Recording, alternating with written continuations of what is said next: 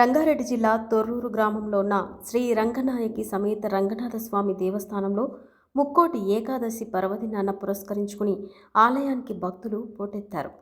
త్రేతాయుగంలో శ్రీరామచంద్రుడు ఇక్కడ కొలువై ఉన్న రంగనాథ స్వామిని దర్శించుకున్నాడని పురాణాలు చెబుతున్నాయని వేద పండితులు తెలిపారు.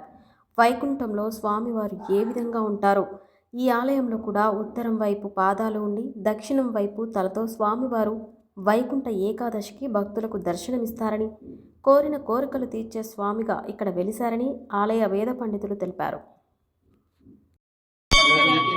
ఫోటోస్ తీయొద్దమ్మా.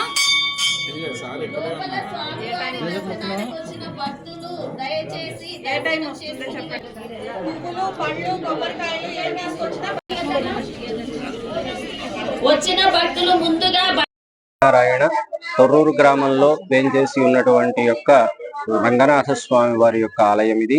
ఇక్కడ శ్రీరామచంద్రుల వారు శ్రీ స్వామి వారిని దర్శించుకున్నారని పెద్దవాళ్ళు చెప్తారు.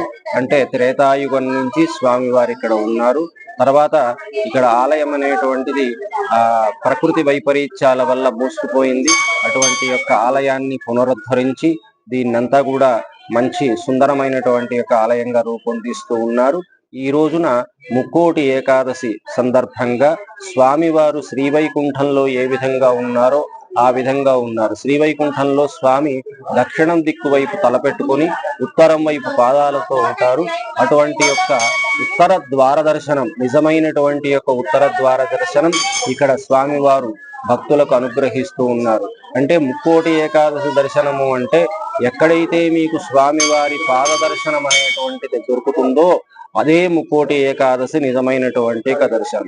అటువంటి యొక్క పద్ధతుల్లో స్వామివారు ఇక్కడ ఉన్నారు. స్వామివారిని దర్శించినటువంటి యొక్క భక్తులకు అనేకములైనటువంటి యొక్క వారి యొక్క కోరికలు నెరవేరుతున్నాయి. ఇక్కడ ప్రతి ఆదివారం ఉదయం 9:30 నుంచి 12:30 వరకు సుదర్శన హోమం అనేటువంటిది జరుగుతుంది. ఈ హోమంలో పాల్గొన్నటువంటి యొక్క భక్తులకు ఉన్నటువంటి యొక్క సమస్యలు కూడా చాలా మందికి పరిష్కరింపబడ్డాయి స్వామివారి యొక్క అనుగ్రహం వల్ల. అదే విధంగా ఇక్కడ స్వామివారి యొక్క కళ్యాణంలో వాడినటువంటి యొక్క కొబ్బరికాయలను వివాహం కావలసినటువంటి యొక్క అబ్బాయికి కానీ అమ్మాయికి కానీ ఇస్తాం. అటువంటి వారికి స్వామివారి అనుగ్రహం వల్ల 6 నెలల కాలంలో వివాహం అవుతుంది. అదే విధంగా వివాహమై సంతానం లేనటువంటి యొక్క దంపతులకు కూడా ఇస్తాం. ఆ విధంగా తీసుకున్నటువంటి యొక్క దంపతులకు సంతానం అనేటువంటిది స్వామివారి యొక్క అనుగ్రహం వల్ల కలుగుతుంది. జై శ్రీమన్నారాయణ. జై జై శ్రీమన్నారాయణ.